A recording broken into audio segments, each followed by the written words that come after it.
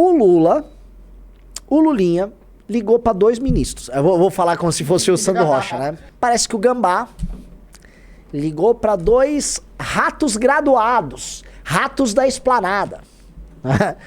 Lula ele falou com 2 ministros. Um, Rui Costa, da terra do nosso grande Bahia, e outro, Flávio Dino. Diz, isso não confirmado pelos jornalistas que eu conversei, que ele também ligou pro vice Geraldo Alckmin. Que também é ministro. Por quê? Na visão dele, tá? De acordo com o que o jornalista me falou, o país está escorrendo pelos dedos. Esse é o termo.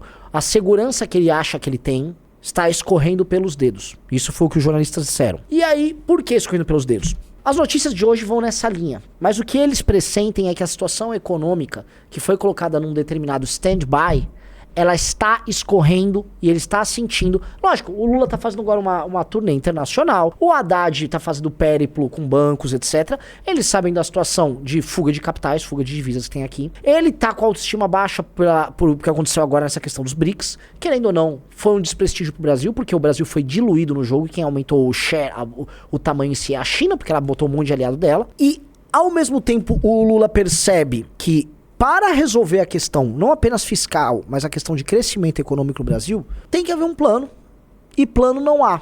E mais, tem que haver no mínimo uma reforma, que é a reforma que o Haddad pretende para o segundo semestre, que é uma outra reforma tributária. E eu vi aquele Alan Gani misturando IVA com não sei o que lá na PAN, tudo errado. Né? Seria uma reforma para aumentar imposto de renda, ou seja, o imposto federal, não tem nada a ver com o IVA, que é ligado a impostos estaduais, que é ligado a ICMS, é outra coisa. Seria uma segunda reforma para aumentar a arrecadação federal de pronto. E eles estão tentando esconder isso por trás da ideia de uma taxação de grandes fortunas. E o Lula, naquela procrastinação clássica dele, ele achou que ele ia poder empurrar esse assunto, mas não vai dar para empurrar esse assunto, porque a fuga de capitais e a pressão que eles vêm sofrendo vão nessa linha. Ao mesmo tempo, como saiu agora no noticiário, isso está aberto para todo mundo, o próprio Lula percebeu que a situação do controle de preços que eles estavam fazendo, de gasolina e tal, começa a ficar mais ou menos insustentável. É uma coisa que quem comenta muito é o Beraldo. Então ele jogou isso pro Geraldo Alckmin, ele jogou pro Rui Costa. Achei engraçado jogar no Rui Costa, porque Rui Costa pressupõe articulação com o Congresso. E toda vez que você pressupõe articulação com o Congresso,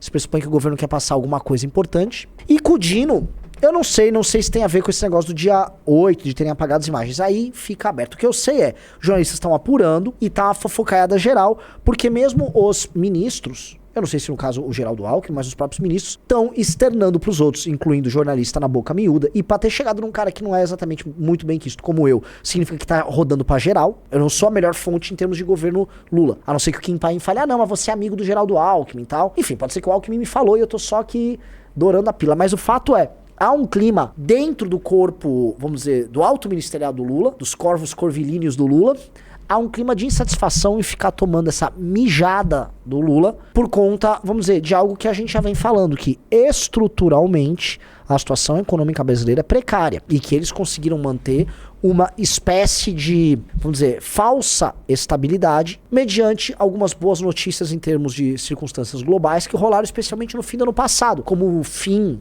ou melhor, o controle da Covid na China voltando a puxar bastante commodity, que reflete no começo do ano na safra do agro com venda recorde, com o agro puxando um PIB, com queda em preços globais, gerando uma deflação em certos gêneros alimentícios, melhorando a situação, especialmente na questão da carne, que foi uma propaganda que o Lula fez bastante, o controle que eles fizeram de preço na Petrobras, ou seja, o clima de estabilidade que eles tentaram gerar para sufocar o clima pós-eleição, que vinha dando para eles um clima que em termos políticos é favorável. Isso parece que, assim, tá esvaindo nos dedos. A gente tem uma fuga de capitais que durou 10 dias seguidos, ou 14 dias seguidos. Me corrija aí se é mais de 14, já foi pra 15, mas chegou a ter um dia favorável. Foi uma sequência histórica gigante, não sei se chegou a bater recorde, mas foi uma sequência porque o próprio investidor externo tá vendo que a situação, não apenas do Brasil, não foi que a história do Brasil, aquela mitose, o cara tipo, tem comunistas no Brasil. O investidor externo não vê dessa maneira. Se o comunista der lucro pra ele deixa o dinheiro aqui.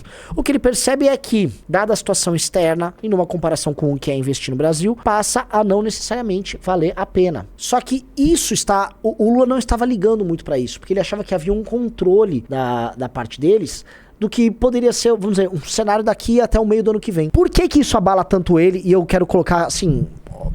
Quero deixar isso bem claro pra vocês. Por que o Lula fica abalado? Porque a gente tem eleição no que vem. E boa parte do plano do PT para as eleições de 2024 passam necessariamente por uma situação de calmaria econômica. Ou seja, se o Lula ajusta a situação econômica do Brasil para 2024, em 24 o Lula, na cabeça dele, é o grande eleitor. Ele faz o Boulos aqui em São Paulo, ele faz aliados dele no Brasil inteiro. E aí ele começa a ter um controle em vários lugares. E, em certa medida, a eleição de 24, tal qual as eleições nos Estados Unidos que eles chamam de midterms, que são eleições entre os mandatos, a eleição de 24 serve como um termômetro também do prestígio que o governo federal tem. Um exemplo que eu vou dar aqui, o governo Lula não começou tão bem o mandato dele em 2003. A eleição de 2004 para prefeito mostrou que nas capitais os candidatos de oposição ao governo federal foram melhor. O Serra deu um banho na Marta Suplicy. Mesma coisa aconteceu nas eleições de 2016. Logo após o impeachment, após as eleições de 2014, em que as pessoas estavam rechaçando o PT foi varrido das grandes capitais. Foi um evento, vamos dizer assim, de proporções catastróficas. O PT que o PT até hoje não se recuperou. Tanto que o PT entende que as eleições de 24 seriam eleições para ele se recuperar e voltar a fazer base e inclusive criar quadros novos. 24 é a eleição que o PT imagina que ia criar esses quadros. Só que como é que ele vai criar quadro novo num cenário que o governo pode estar com uma crise econômica, tá? Então a gente vai debater muito nesse programa sobre isso, mas o que me interessa não é só debater crise econômica, até porque economista não sou, tampouco analista econômico. Sou palpiteiro na aula econômica e olhe lá. O que eu vou tratar é da crise política, porque o fato do Lula tá desancando e sendo grosseiro, e não é a primeira vez, com Geraldo Alckmin, com Rui Costa e com Flávio Dino, é sintomático de que o homem tá perdendo a cabeça. E olha só, Lula nunca enfrentou crise real pela frente, tá? Lula sempre administrou o Brasil em uma situação mais ou menos de calmaria. Especialmente entre 2004 até o começo de 2008 foi calmaria. Aí veio a crise em 2009, tá? A crise de 2008, que ela atinge o Brasil pra valer em 2009, e aí o Lula faz uso de instrumentos de injeção e de intervenção do Estado na economia pra fazer a tal da marolinha que ele falava à época. E aí ele achou que passou, deixou a crise pra Dilma transforma aquilo em, não só em PAC, mas em nova matriz econômica, e aí deu no que deu, uma crise que nós não nos recuperamos até os dias de hoje. Então, por que eu digo isso, meus amigos? Preparem-se, tá? Preparem-se. Eu fiz uma live com o Ricardo Almeida, não sei se foi segunda ou sexta-feira, falando que a situação do Lula estava muito tranquila até agora. E era uma situação de calmaria. Porém, o que nós vemos aqui é como o jogo começa a mudar. Como, vamos dizer, o calo começa a apertar, dada a situação não só global, mas a situação brasileira. E eu volto a colocar, a situação fiscal do Brasil não é boa. O Lula recebeu sim uma herança maldita do Bolsonaro, tá? Que o Bolsonaro teria gravíssimos problemas para resolver caso fosse presidente, caso o Bolsonaro fosse eleito. E o Lula foi eleito, acomodou, mas vai acomodando até onde dá. Vai acomodando até onde dá, tá? Outra coisa que o Lula também percebe, eu acho que isso vale colocar aqui. Eu creio que a autoestima do Lula não tá no momento mais alto. Por mais que ele esteja lá pegando a Janja, que é muito mais nova que ele se sente galudão e tal, por mais que ele tá tocando a vingança dele contra os outros, a real é que o Lula não se vê no cenário internacional como o queridinho, como a vedete que ele foi ali no começo dos anos 2000. Não é o caso, tá? A situação do Lula é uma situação diferente. Ele é visto como um pária hoje pelo Ocidente, e no BRICS, ele não é tipo, tô aqui eu e o Xi Jinping. O Xi Jinping tá tipo, ô Lula, beleza? Tô fazendo isso aqui, beleza? O Lula, veja só, não sei o quê. Não é uma situação gotosinha pro Lula. E outra coisa, mesmo na América Latina, tá? Ele é amigo do Fernandes.